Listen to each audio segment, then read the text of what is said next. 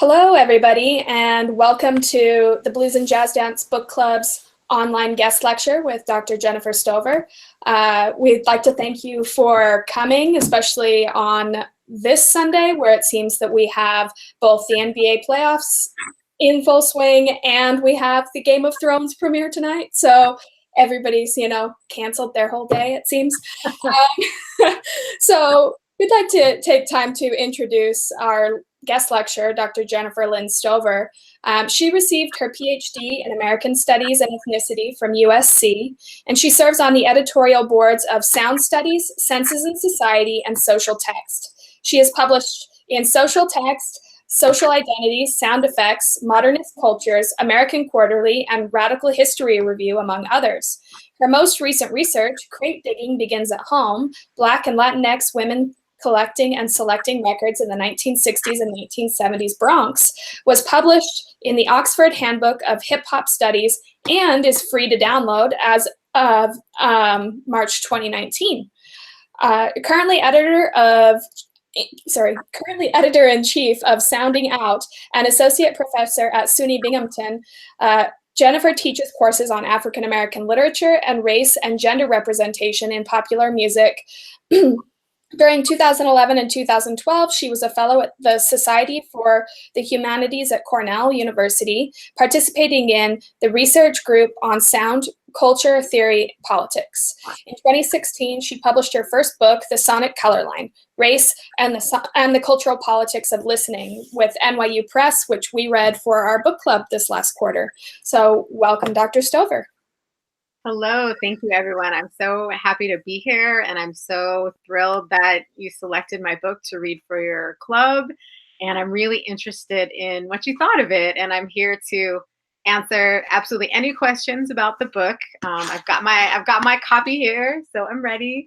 And I figured the best thing, given that this is a blues and jazz club, would be that I focus a bit more intensely on the chapter that's focused on the blues, Leadbelly, the section that explores Leadbelly and Richard Wright's relationship, and kind of give a bit like of a sonic ambiance to it, and hearing more of Leadbelly's music in addition to some of the more literary research that I present in the book, and using that chapter to then maybe get into some of the past stuff leading up to this chapter. And my book starts in 1845, and why we can talk about why it starts in 1845, and then some of the next chapter looks at Lena Horne as a jazz singer, and so kind of, and then a lot of my book, I talk about how it's very relevant in our contemporary moment. So we can kind of use this chapter as a hinge to go back into the past and forward in the future, if that's how you want to go. But yes, I can't wait. Okay, so when Richard Wright met Huddie Leadbelly Ledbetter in August 1937, both men were at a crossroads in their artistic careers. Ledbetter had just returned to New York City after spending several months in Shreveport, Louisiana, trying to support himself and his wife, Martha Promise. Even as copies of the newly released Negro folk songs as sung by Leadbelly by John A. Lomax and Alan Lomax, his son, were selling for $3.50 a piece across the country, which would be around $55. It's a pretty hefty price, even for an academic book. Leadbetter had been paid only $10 total, so $150 for contributing his life story, his name, and over 45 songs and stories to the volume. Even though Life magazine had reported that year that Leadbetter may well be on the brink of a new and prosperous period, they said, Leadbetter was financially destitute, struggling to break his exploitative 5-year contract with John Lomax that guaranteed Lomax 50% of Leadbelly's profits, along with full control over his bookings. Unhappy playing for white academic audiences that Lomax had preferred for him since Leadbetter's release from Angola prison in 1934, including a gig playing for what was called a smoker, which was at the Modern Language Association's annual meeting. So Leadbelly played at the MLA. Smokers were basically at this white male-dominated event in the 30s, cigar sessions after dinner, where that's what they were called, because the rooms were so filled with smoke. So Ledbetter had yet to transition to the predominantly white leftist folk crowd that would soon comprise his fan base into the 40s after he moved to New York City.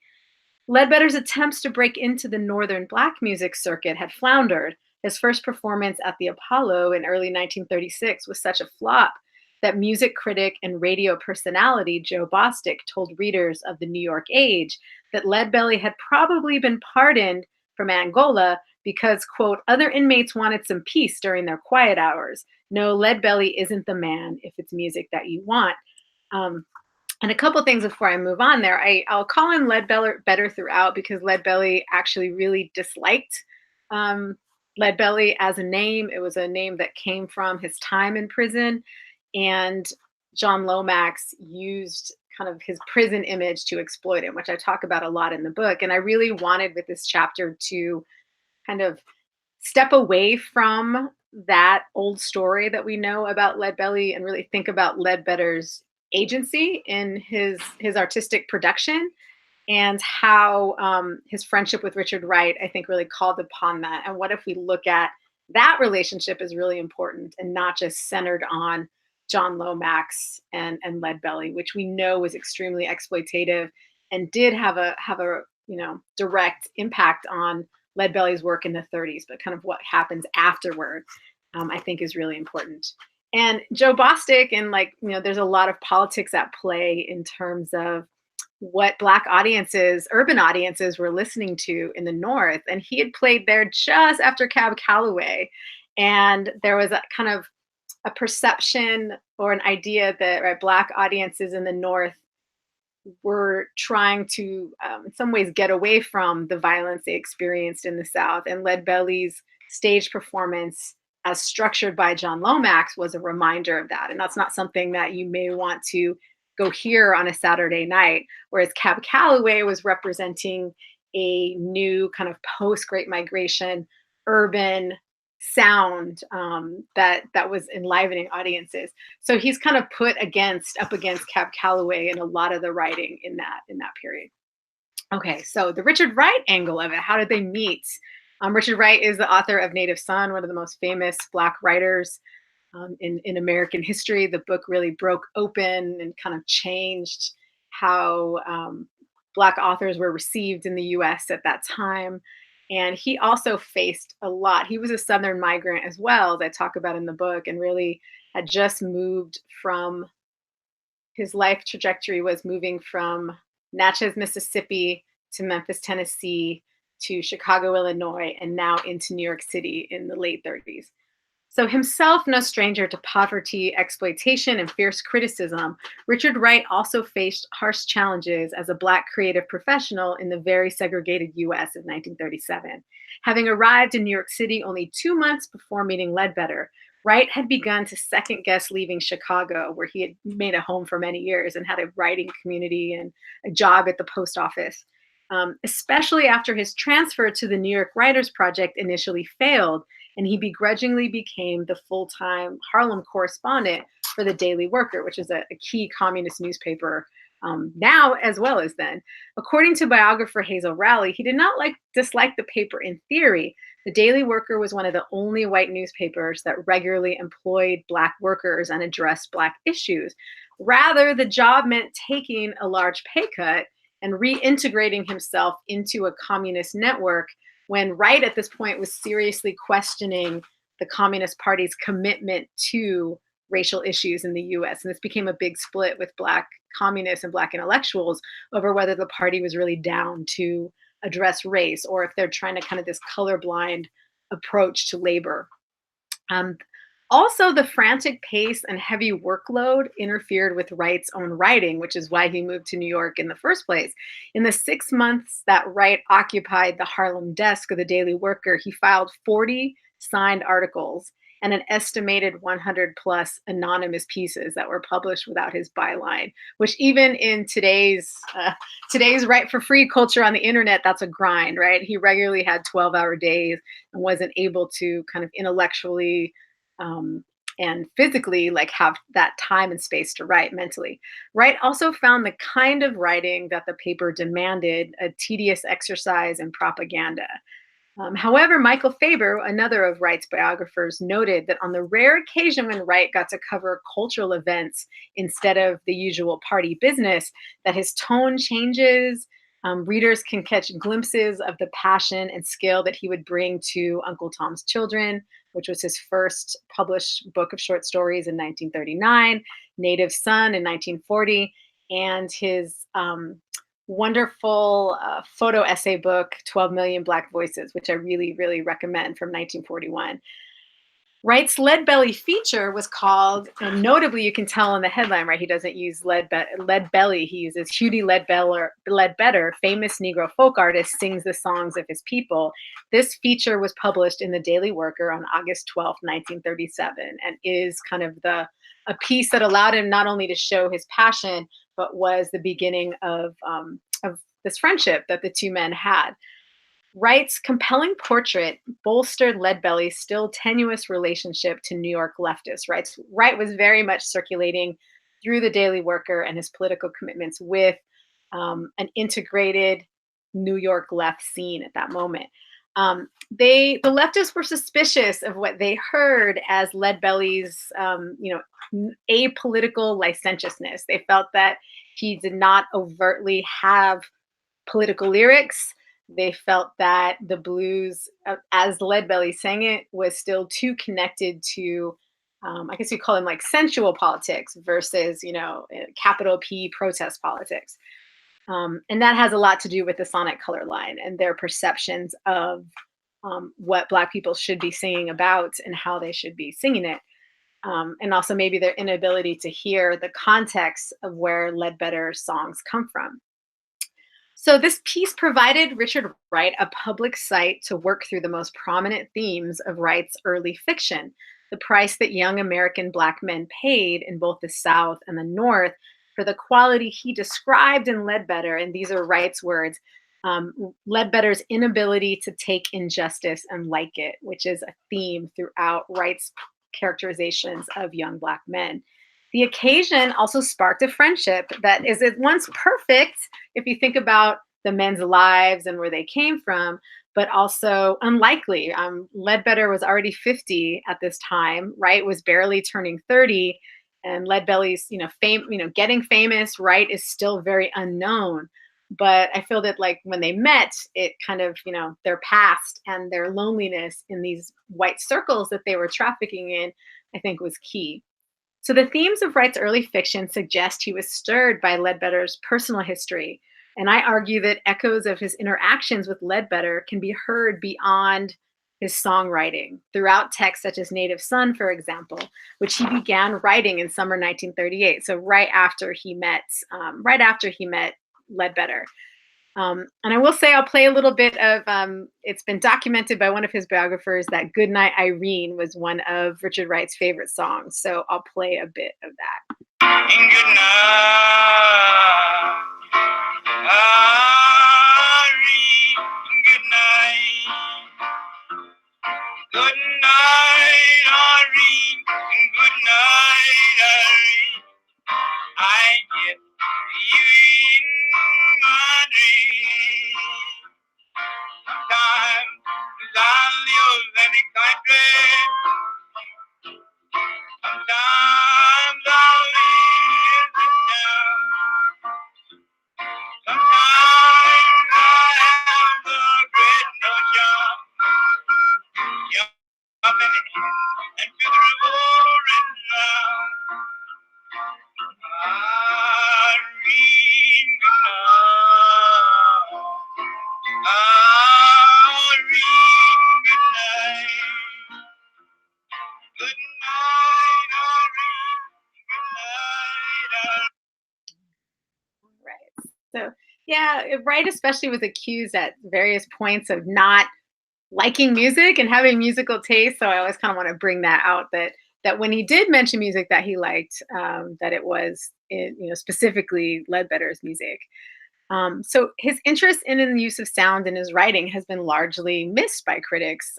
So I want to talk about how Wright's work was motivated by the life experiences of Ledbetter, the sonic artistry of Ledbetter, And also, Wright was the first to critique in public the way that John Lomax treated uh, Ledbetter. And this piece was kind of him coming out against that publicly, particularly in the context of lynching that both men, fairly narrowly escaped in the South, and other forms of racial and sexual terrorism against Black men. That he recognized that Lomax was using this to sell Lead Belly, and he was really, profoundly disturbed by that.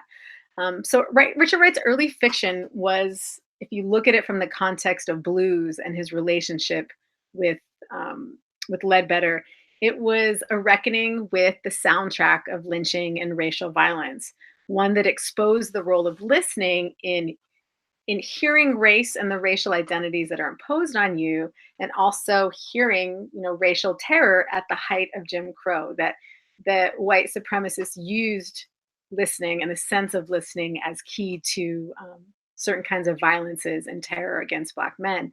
And I use soundtrack both as, right, the referent to how we think about it, right, that we think about voice in a movie, voice, music in and outside of the sound of the movie, and ambient sound, the sounds of the environment.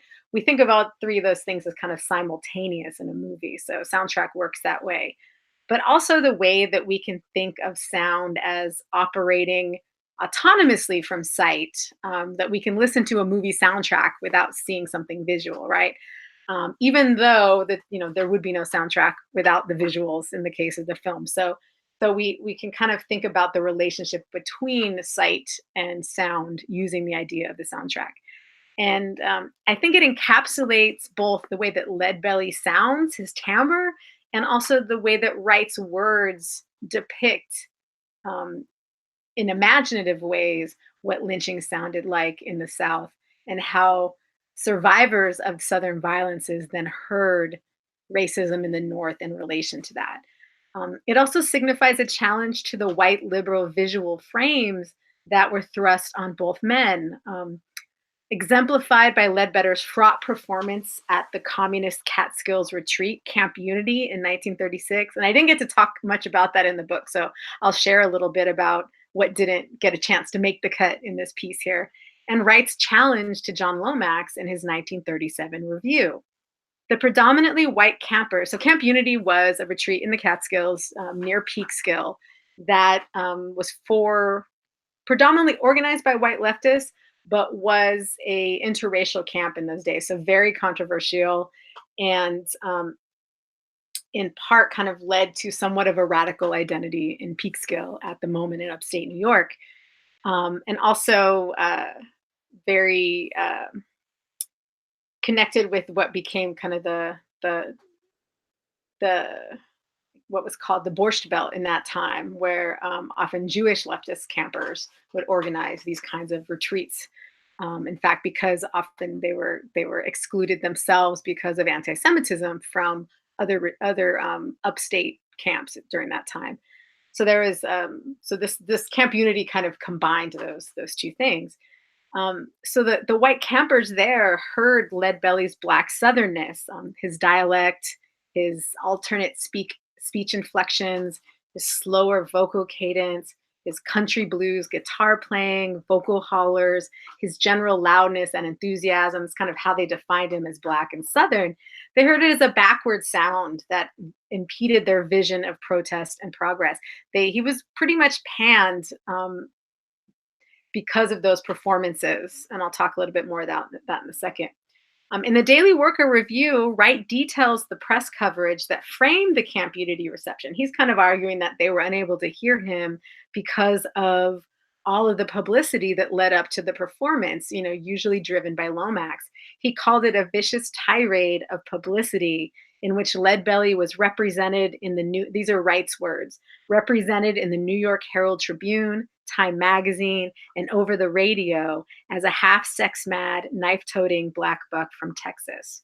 So Wright critiquing that is kind of trying to share with audiences, like, here's where you can't hear Leadbelly, here's why. These things are impacting your idea of who he is. And so you're rejecting what he's offering you and not seeing it as revolutionary. But Wright is like, I hear this, I'm from this, I recognize what he's doing.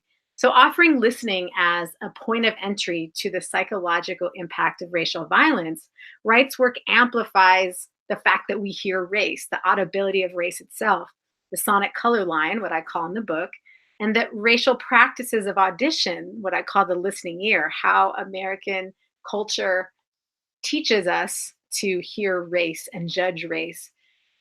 So, like Leadbelly's music, Wright's soundtrack of lynching spoke an audible truth about the institutional causes and intimate effects of racial violence.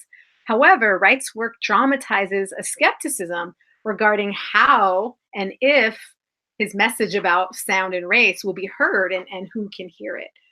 So, outside of Wright's daily worker clipping, little is known about the specific of Wright and Ledbetter's relationship, and even less is documented. Ledbetter's biographers quote extensively from the Daily Worker Review because that's one of the only kind of on paper proof we have of the two men's relationship. But usually they devote a few sentences to their friendship.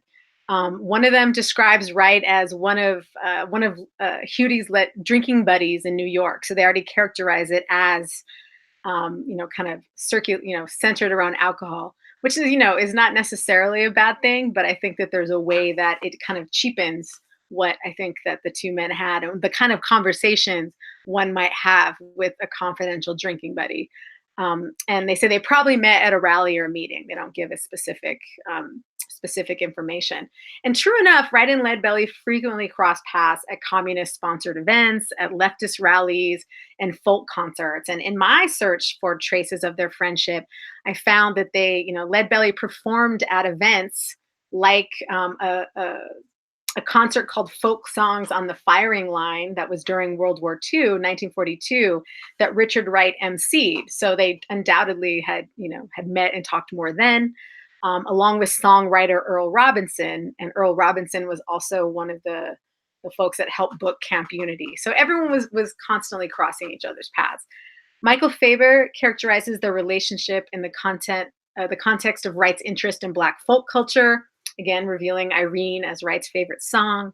Faber suggests that Wright honed his ear, and this is Faber's words, supplemented his knowledge of the blues through his conversations with Ledbetter. And Wright actually, little known about him, that he actually went on to write several blues songs, which I think is very much evidence of their relationship creatively. And also in the book, I show a copy of a version of Native Son turned into a blues song by potentially Leadbelly. I've been working on for years trying to trace and track down whether or not this could be like attributed to him, like unequivocally. But what I found is like it's in his papers, and whether or not we can definitively say that Leadbelly wrote it, it probably was in his repertoire, and he had it with him, and that kind of suggests that as Wright's listening to him, he's reading Wright's fiction and aware of Wright's fiction. And I really think that there's a real reason for them to keep their relationship off the record. They both wrote copious letters that part of what they were sharing was something that they wouldn't want down on paper. And the way that they had some privacy in their relationship, I think is really key to just really what they were both dealing with as Southern Black migrants in 1939, very segregated, very racist US and New York in particular. So I'll play you a few of Wright's blues songs.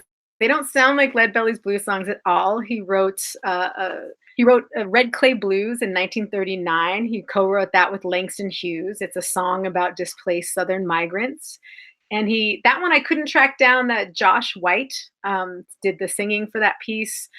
He also wrote a song called King Joe Parts 1 and 2 in 1941, which is an homage to Joe Louis that was released by OK Records. Neither of the songs involve Leadbelly. Josh White sang Red Clay Blues, who was another Black blues artist that was working within communist and leftist circles at the time. And King Joe was performed by Count Basie, who's not a blues artist at all, and kind of but brings swing to it. And then Paul Robeson, who's very famous at this moment for doing more kind of operatic performances. So it's a really interesting, song to consider blues. But Faber really suggests that the way that Wright respected Ledbetter's ability to use words as weapons, right, that was one of his kind of mantras. That in part he was so impressed with what Ledbetter was doing that he had to write his own. So I'll play you a little bit of King Joe parts 1 and 2.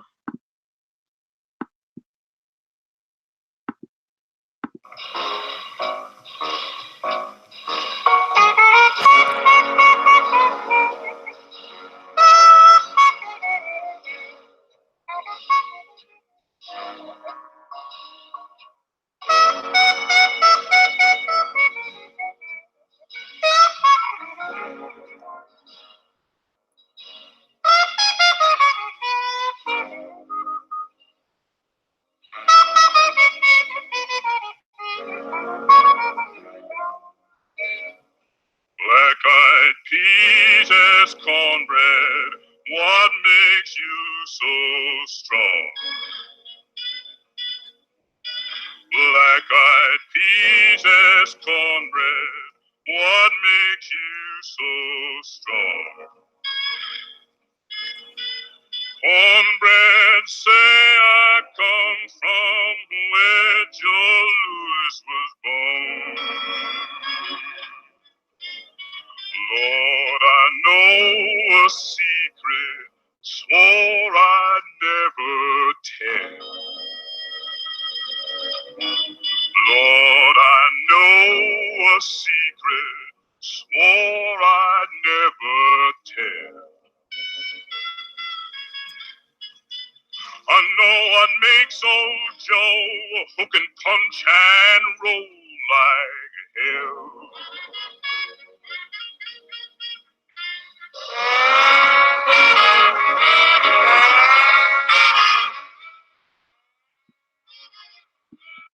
Okay, so I'll pause it there. Yeah, really different sound in terms of what Wright's vision of the blues may have sounded like, but definitely, I think, as you'll hear in a second, Leadbelly thinking about Joe Louis and connecting it with some of the political struggles that Wright was really involved in. So Wright befriended Ledbetter shortly after his infamous Camp Unity performances in the summer of 1936, in which he failed to impress many of the white leftists gathered there. Unity, the communist run Catskills retreat that boosted the careers of many folk singers during the 1930s, was interracial but not integrated. I think that's an important distinction. White campers far outnumbered Black campers, for example, and archival remembrance of the camp in the mid 1930s described every member of the wait staff as African American. While Camp Unity regularly hosted Negro themed nights in the kind of parlance of the time, in the months preceding Leadbelly's performance, his appearance was the first programming there of anything resembling blues. Leadbelly's sonic southernness grated upon many campers' ears. Reports describe him, and these are some archival renderings, quote, difficult to understand with his thick Louisiana accent and down-home ways, end quote. And Earl Robinson, who booked him, remembered how Robinson was threatened with censure from the committee because Leadbelly's, quote, protest could be barely understood through his dialect, end quote, as if protest can't be rendered in dialect, right? That this transparent idea of what protest should sound like.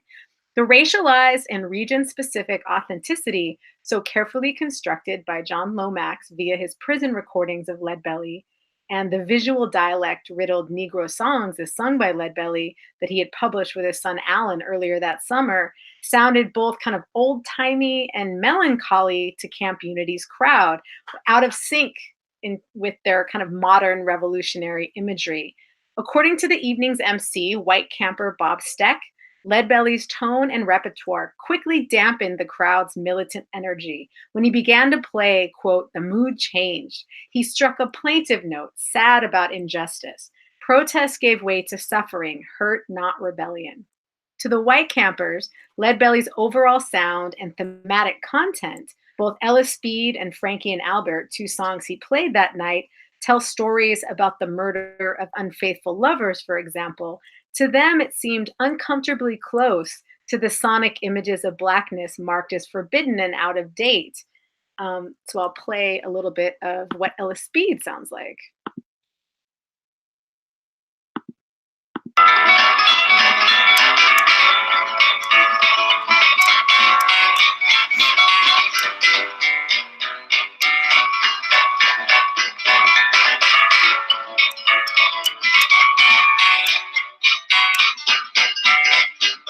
Come on and take it.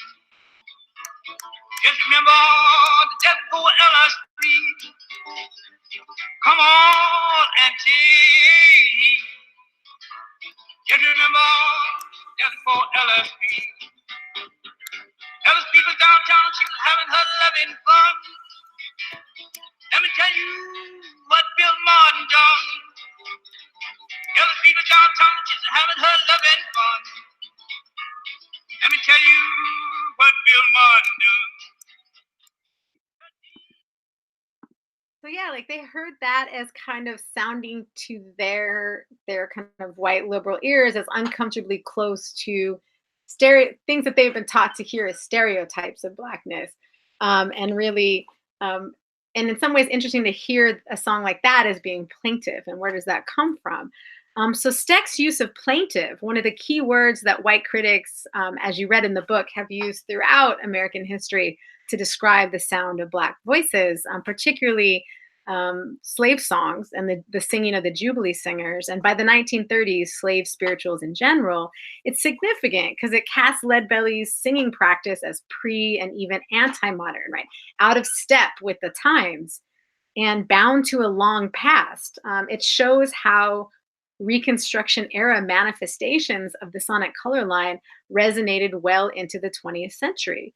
For Steck and members of the audience who listen like him, Black Southern sounds coded as plaintive, often registered as passive, a sad expression of suffering and hurt, not active forms of rebellion.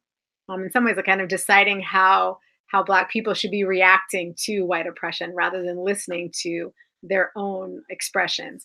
But despite their obvious disappointment, Steck remembers, and this is the biggest irony of all, quote, most of us couldn't get enough. All of us easily recalled the sturdy, well-built, muscular man with the massive arms and a voice to match all that, end quote. So there's a way that Leadbelly's physicality and his voice is kind of described as the siren song that somewhat tempting and visceral to these listeners. So following Unity, which was a disappointment to Ledbetter, he really wanted to break into these circles because it meant that he had more gigs and was able to not, sustain himself after breaking his contract with John Lomax. So Ledbetter began to shift the way he wrote songs. He started writing songs more explicitly political, such as Scottsboro Boys and Bourgeois Blues, that both somewhat catered to white audiences' taste, but also really challenged them as well. Scottsboro Boys was especially exciting to write, who quoted the chorus prominently in his 1937 Daily Worker profile. And the Scottsboro case was the occasion for Wright's article that Ledbetter was performing on a concert on a ship in the Hudson as a benefit for the Legal Defense Fund. The Scottsboro Boys were young men that were accused of raping a white woman on a train coming from the South to the North that had, they were all very young, some as young as 12, who were sentenced to death by white justice system, white lawyers, white jury, and the Communist Party had taken it up as an important case challenging racism. And so the Scottsboro Boys' mothers were there to speak on their behalf. Leadbelly was playing, Wright was interviewing him. So I'll play a little bit of a recording of the Scottsboro Boys, and it's really important because in it you hear Leadbelly talking and introducing it, which he often did between his songs. He often told stories and introduced it and framed himself rather than letting Lomax frame him. And it's one of the ways he exerted agency over his art. And you hear him connecting the Scottsboro Boys to Joe Louis and other kind of forms of resistance in Black culture at the moment. And tell us something about how you came to make up that song. You know the Scottsboro Boys, don't you? Haven't you met them? Tell who they were and what their case was and how you met them. Yes, ma'am. I'll tell you all about the Scottsboro Boys because we had a sale once. And the Scottsboro Boys got out and down that hardwood. That Alabama's a hardwood down there. And the Scottsboro Boys had a long time, 6 years that time. Them 4 boys what got out. And I met them. And the boys had such a hard time. And I've been through down in that hardwood. But I didn't stay long. And when I saw the Scottsboro Boys, I shook their hand again and thinking about, and hear what I said about the Scottsboro Boys, because I know they had a hard time. And here the advice I give Joe Lewis, and this is the advice I give to all the Harlem colored people, and what I mean all the good colored people.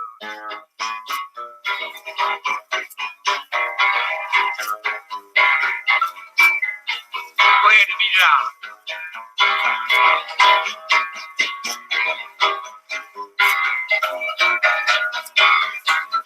Alabama, and you better watch out. The landlord gets you gonna jump and shout. Gospel boys, they tell you what it's all about. Oh, them landlords, if they get you, boy, they gonna hang you. Go to Alabama, and you better watch out. The landlord gets you gonna jump and shout. Gospel boys, tell you what it's all about. I'm gonna talk to Joe Lewis and tell his angels me. Don't you never try to make nobody Alabama read. You better watch out. The landlord gets you gonna jump and shout. Gospel boys, they what it's all about. You better watch out. The landlord gets you gonna jump and shout. Gospel boys, they what it's all about. I'm gonna tell all the colored people, they ain't no sugar here. Don't you never go to Alabama to try to live.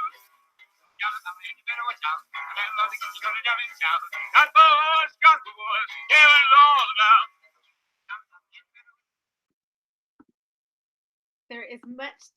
There's a lot to look at in that song, but one of the things I think is really key is how Ledbetter connects Southern racism with the very real violence and injustices happening in, and by real I mean like corporeal, visceral, with in the South, with the economic violence happening in the North, which is visceral in a different way. Right, the landlord will get you if you don't watch out, and that's something that Wright really wrote a lot about, was how Southern migrants moved from the South to the North, expecting their lives to be better, and they were, in the sense that they did not have as much of the constant, pervasive fear of physical violence that caused so many people to leave. But they had all of these forms of what he kind of called invisible violences, of work practices, of economics, of segregation, all these things that weren't codified as they were in the South by law, but were practiced de facto. So Leadbelly's also connecting the South to the North, like Wright does, and the way that he's also kind of representing the South to the northern people, saying, "Be careful if you go down there." And to think about that song in reference to what would happen to Emmett Till in 1955, who was from Chicago, down visiting family in the South, where he allegedly whistled at a white woman, which we now know she has come out in just the last couple of years saying that was a lie, which many white lynchings of Black men were built on the lie of them somehow inappropriately addressing white women, and that that's exactly what Leadbelly is talking about here and warning against. So also the way that he uses jump and shout, and the way that he blends the pleasure of music making with the pain of white subjugation and violence, that these two things are not separated out, that protest songs don't have to sound a certain way to be protest songs. And that part of that pleasure and Black joy, is protest, because it's not supposed to exist, and they are not supposed to exist in the U.S. in which these writers are talking about. And the missing subject of the last line allows it to serve as an invocation of the Scottsboro Boys' voices, and an authentication of himself as someone who had more in common with the Scottsboro Boys than with the audience that wanted him to sing these protest songs. He had more than earned the right to tell them what it was all about, as he repeats in the song, right? And around this time, Wright was making final edits on his essay Blueprint for Negro Writing, which was a manifesto calling upon Black writers to shun individual accomplishment and seek political and aesthetic inspiration from the racial wisdom of Black folklore and music. It was published in the Black literary magazine, The New Challenge, in October 1937. And he warns readers of those who would use simple realism to depict Black lives. And these are Wright's words, devoid of wider social connotations and devoid of the revolutionary significance of their nationalist tendencies. In other words, the way that people like John Lomax represented authenticity fed white voyeurism, and it commodified a sounded Black pain as an intrinsic trait rather than a critique of racism. And that's whereby like those Camp Unity folks couldn't hear Leadbelly and what he represented. So Wright suggested that the hope and pain heard in Black folk aesthetics, quote, carried the highest possible pitch of social consciousness that recognized the interdependence of people in modern society. It yearned for connection across the sonic color line instead of remaining perpetually othered. In no uncertain terms, in this piece, Wright chastises Black writers for lagging sadly, he says, behind Negro workers who, propelled by the harsh conditions of their lives, have demonstrated consciousness and mobility for economic and political action. And he wonders explicitly, has this consciousness been reflected in the work of the Negro writers to the same degree as it has in the Negro workers' struggle to free Herndon and the Scottsboro Boys, in the drive toward unionism, in the fight against lynching? The answer he comes to decidedly is no. According to Wright, sound remained the most liberatory force of Black expression, particularly speech and music such as Leadbelly's, that Wright described as the deepest vernacular. So for him, celebrating and listening to Leadbelly's dialect rather than hearing it as a barrier for liberation and protest. Not yet caught in paint, as he says, or in stone, but as yet feebly depicted in the poem and the novel, Wright intones, the Negro's most powerful images of hope and despair still remain in the state of daily speech, the fluid state of daily speech. How many John Henrys have lived and died on the lips of these Black people? So understood, if you think about that in relationship or connect in relation to his relationship with Ledbetter, Blueprint for Negro Writing reveals Wright's desire to merge the lived sound, the sonics of Black culture, the speech, the music, with the power of the written word as weapons of protest, and that he doesn't see these two dimensions as conflicting. And in early pieces of his, like Big Boy Leaves Home, which I talk a lot about in the book, and Native Son, Wright uses written descriptions of sound as an ambient soundtrack to American racism, disrupting the dominance of vision and voyeurism in his representations of Black life. Using oral imagery and like, you know, he often like speaks from the minds and the perceptions of his characters. So it's like, instead of a point of view, it's like a point of listening. Wright wrests the gaze of lynching and white racism from the eyes of white perpetrators and rechannels it through the ears of his characters, using literary descriptions of sound as intervention in the gap between what white America sees, knows, and hears of racial violence. Wright links what, you know, the Southern brutality overheard by a character like Big Boy with, you know, subtle but still terrorizing Northern manifestations of white racism, the sounds that surround Bigger in his snowy Chicago landscape. For the young Black male protagonists of Wright, listening functions as a disciplining force, a conduit of terror, a tool of survival, and also a purveyor of critical knowledge about white supremacy during the Great Migration, especially the regional like fluidity of America's racial regimes of power. And you hear that when Leadbelly talks about like, I lived down there. I didn't stay as long as the Scottsboro Boys did. Like I got out of there, but like for me, like sound operates in these ways that it's both something telling you to leave and terrorizing you, but at the same time, you turn it around and kind of use it to purvey this really important knowledge. So I guess I want to say, like, in far more ways than its immediate visual evidence, for Wright, lynching sounds are carried and experienced across regional borders, just like Leadbelly's music, beyond historical temporalities, within personal relationships. And while Wright and Ledbetter's friendship remains off the record archivally, my book talks about how its sound and its sonorous traces really, really remain. And I'll end with kind of a piece, a little bit of Leadbelly's In the Pines, which um, I talk about in the book a bit as kind of his most direct piece referencing lynching, and in the kind of haunting way he uses sound. And I think this piece is very close to how Wright thinks about sound.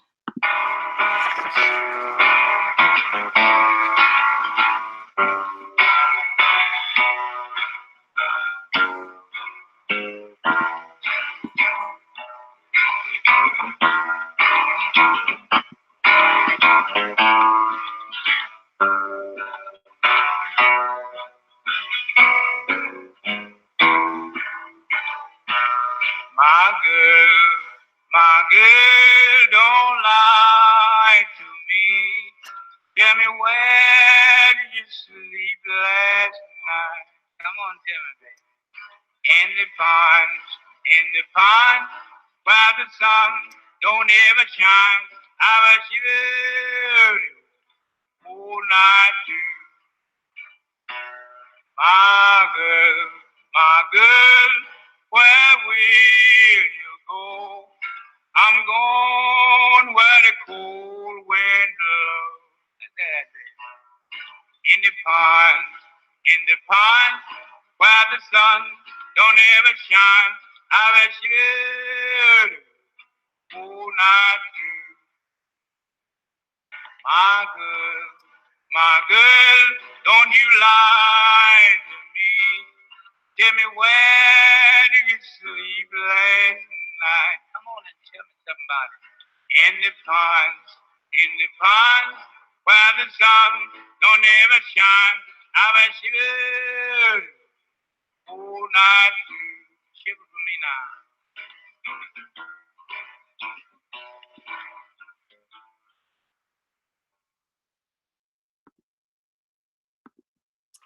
Okay. Thank you so much for listening. And I am ready to answer anything and everything about the talk or about the book, or hear your interest in the subject. Yeah, so it's open for questions. Feel free to ask when you have them. I have questions. So I guess it's a comment and a question. I am it's so clear to me that we are still having the exact same problems that they were having back then. Like, really, you could just say that with the communist relationship with African Americans, it was a lot about tone policing and respectability politics, and they just didn't have those words back then, I guess. And so, how should a Black person protest is obviously what we're dealing with right now, with the Black Lives Matter movement and all the white folks saying, well, that's too much. So it really strikes me how, I don't have a ton of knowledge, of Ledbetter's history. I'm certainly aware of the problems with the Lomaxes, and while they brought us a lot of access, they, certainly were, inappropriate in their commercial methods and things like that. So Yeah. it's very striking to me how parallel it is. And do you address that in the book, or is that your next book? With Lomax and I do talk about like the idea of how he constructed, and like, well, for one thing, like the idea of white men constructing Black authenticity, Right. and the mistakes and the many problems with that, especially because, right, he's not just operating as a private collector, he's working for the Library of Congress. And, he considered very horrifyingly that like the ultimate place to find Black authenticity is prisons and the prison system. And that he writes in his own, I talk about this in the book, he writes about, like, in his own autobiography, Lomax, of the prison as like this wonderful place where Black men, they can't even listen to the radio. He thought the radio was corrupting to Black folk song. And so like this example of the most extreme, like, kind of the end product in somewhat like, somewhat genocidal terms of racism toward Black men, for him, he considers a bonus and a bonanza, like how much more, deeply, racist and problematic can you be? Yet on the other hand, right, like we were saying, like you said, he captured these recordings, but we also have to think about, the circumstances of these recordings and also like, how much he policed Leadbelly in his own way and kind of constructed this idea, like, which is in the book. I also talk about one of my favorite Leadbelly songs, which is it's called Turn Your Radio On. And it's about him singing, I think, somewhat like, very joyfully about technology and the fact that like Lomax really tried to keep his work in this imagined past that wasn't modern. And like him talking about like how important the radio was and the excitement over the radio, and really contrast with Lomax saying, oh, the radio is killing, like, I can decide how your music sounds. The radio is killing what's valuable about your music. So interesting.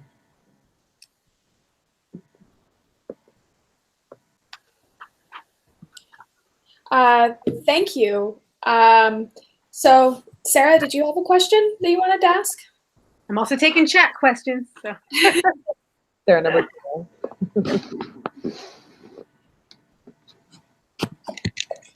Well, I do have one. So our book club, we've been dealing with like weekly discussion questions as part of our,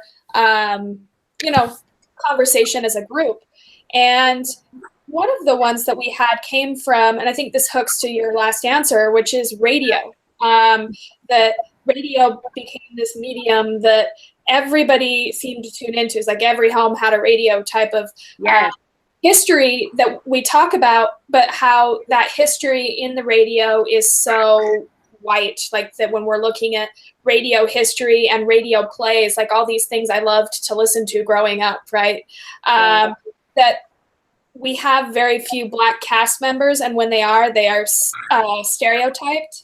Yes. And one of the questions that we asked that we'd love to hear you talk more about is that you state the notion of race can be overlooked and equated the notion that race can be overlooked equated racism almost solely within visible skin color, a limitation that simply intensified the use of sonic cues to stereotype, exclude, segregate, discriminate against, and justify violence against people of color, all while declaring race invisible and racism eradicated.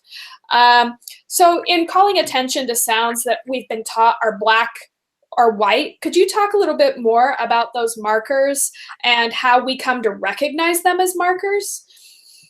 Yes, that's a great question. And there was a lot of excitement about radio on the part of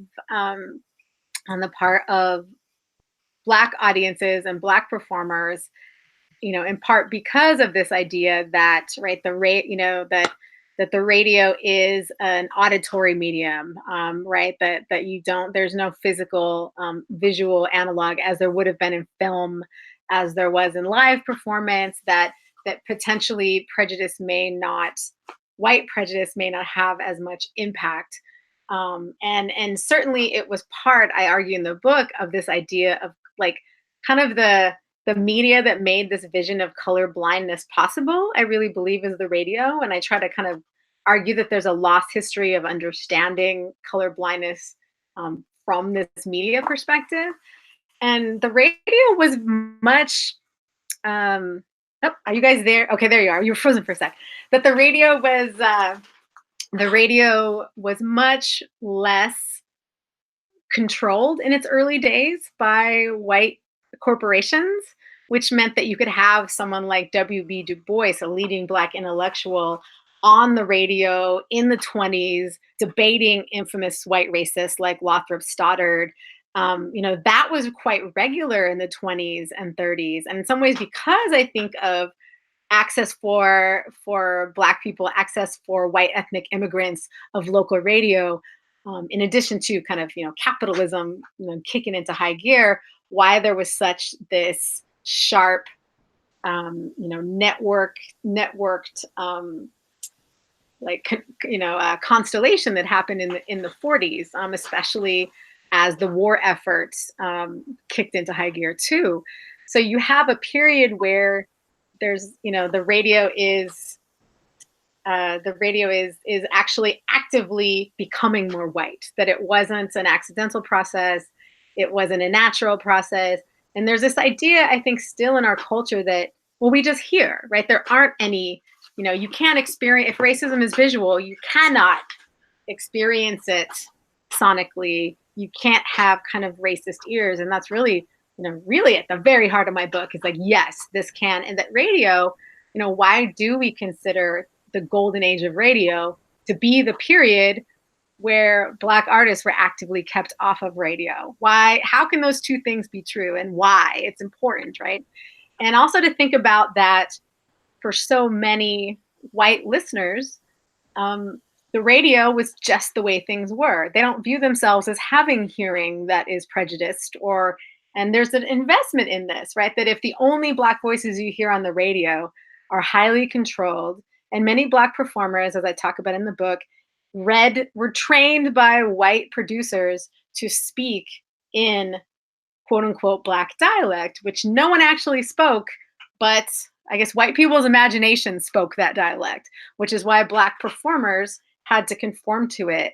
And there was a panic amongst Southern producers and radio station owners that if Black people were on the radio, what if white audiences didn't know they were Black?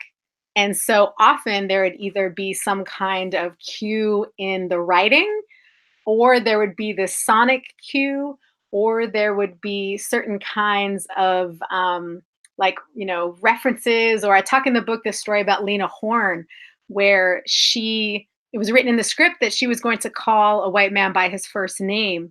And they had a huge argument about it, and she refused to change it. And so they kind of cut the dialogue altogether rather than actually face this conflict. So that would be another way that you would know Lena Horne, even though if you couldn't see her, a white person hearing her voice would know the power relationship to the other white performers. And in the book, I also talk about a man named Wonderful Smith, who was on the Red Skelton show in the 40s. And he was fired from the show because of that problem, because it was a sketch show like Saturday Night Live.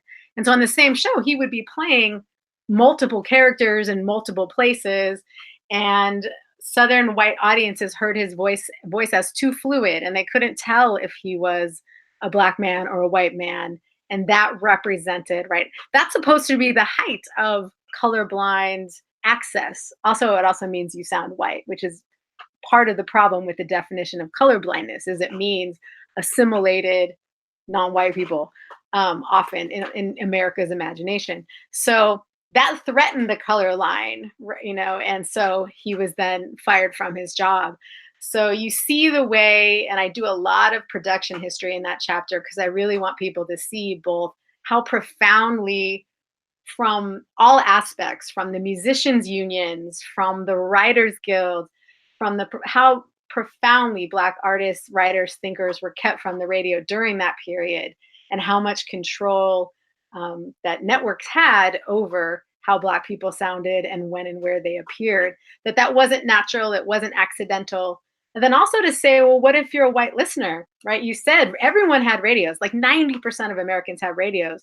So what does it mean that you're getting this vision of white America pumped into your house, and you want to stay connected to it? And there's certain aspects of, like, Lead Belly in the song talks about certain aspects that are exciting, but yet you're excluded in these really profound ways. Like that creates kind of a sonic segregation, an idea about who you are in relation to this vision of America that was really, really powerful during that period. And we're still, like, as you said, dealing with the resonances of that kind of media and media representation and lack of access to media today. Come on. I'm a teacher. I answer long, I answer with long answers to great questions, especially. Well, I think we have time for one more question because we don't want to keep people more than just about an hour. So if either Sarah or Sarah has a question, I haven't heard a question from Odysseus since he was tuning in but couldn't join the conversation in time. So if I see something from him, but otherwise, if either of you have one last question. I don't have a question. I really enjoyed this conversation. So I just wanted to say thank you so much. And I have all these little notes that I think will be useful for me in teaching, to remind people that so like just in the Pines, what came to my mind is In the Pines was sampled and really copied by Nirvana.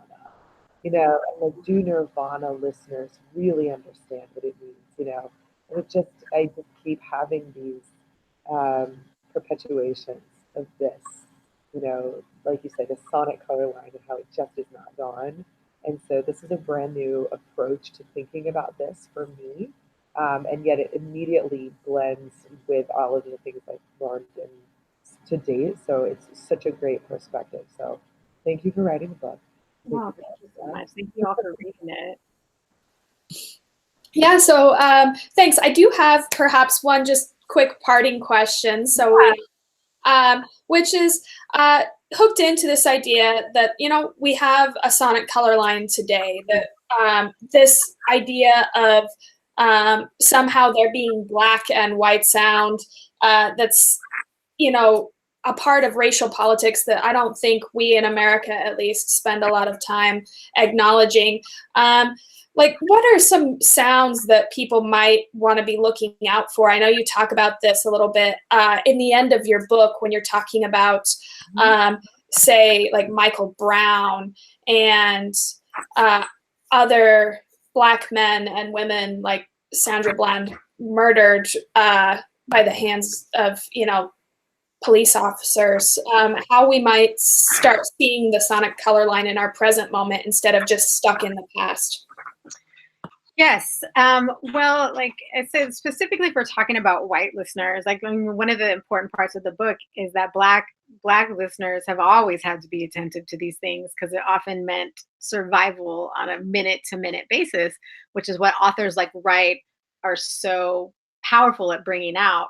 And so I guess in bringing consciousness to how Black listeners have to think and hear sound racially as an important way of navigating space. One of the things I think for white listeners to be conscious of is the way that spaces that are visually integrated, say something like a college campus, for example, and universities are very good at promoting visual diversity in their, very to the point of faking it, as we've seen in many cases of college advertising. But that because spaces are visually integrated does not mean that there is a certain kind of sonic equity happening there.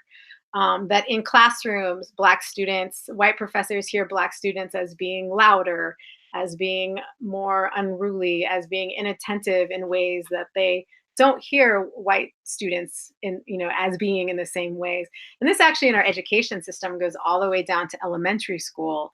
And there's a disproportionate amount of Black women in particular, but Black men as well, Black girls and boys that are being suspended at higher rates, that are always being noticed as being trouble. And a lot of it has to do with kind of the sonic orientation of the classroom, that our classrooms are organized around a certain kind of quiet and order. 80% of our teaching staff in the US are white women. And so to think about what are the expectations of white middle class women in particular about sound, and how does that kind of, if you don't get with that, right, you're going to get kicked out of the classroom. And so how do those kind of assumptions about how a classroom should sound, I think inquiring into how much of this is about, my comfort, how much of it is about what I'm used to hearing as what education sounds like. Quiet students talking teacher, right? And you know, really at that kind of level to think about space and how space is made by restrictions about sound and which bodies should sound how. And so I know that that can be a really challenging thing for people to think about. But I often think of like, okay, when you are tempted to say quiet down, right? Stop and think about, well, why? You know, is it about am I trying to control a space that is not mine to control? Music in a coffee shop, for example, or in the case of, I talk in the opening of the book about Jordan Davis and the white man that shot Jordan Davis at the gas station in Florida because he didn't want to hear hip hop. He thought it was too loud. He called it rap crap. And right, you know, we're at a gas station for an average of 3 minutes. As the marketing companies who put those little ads in the gas pumps have said, 3 minutes, right? And Michael Dunn decides that, you know, as a white man in his 50s in the South, like he gets to control what the gas station sounds like, even though it's, you know, it's nobody's space in a way, as much as it's everybody's space. So those kinds of things about kind of white sensibilities, recognizing them as white and not just how everybody should be, and how often white and how everybody should be really align in the US, or how citizens should be. All these videos surfacing of white men and women, women in particular, that are, you know, yelling at people speaking Spanish in public, for example, right? That we have no official language in the country, and no official language of citizenship. Things like that, I think, and like everyday space. It's not just about who can access it visually, but what are the kind of sonic properties of equality or inequality that are happening there.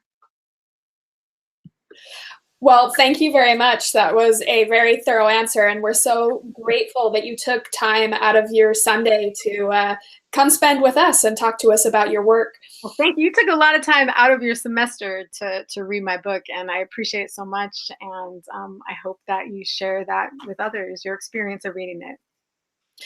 Well, thank you all for joining, and we will see you next time for our next lecture. So stay tuned. We'll announce it.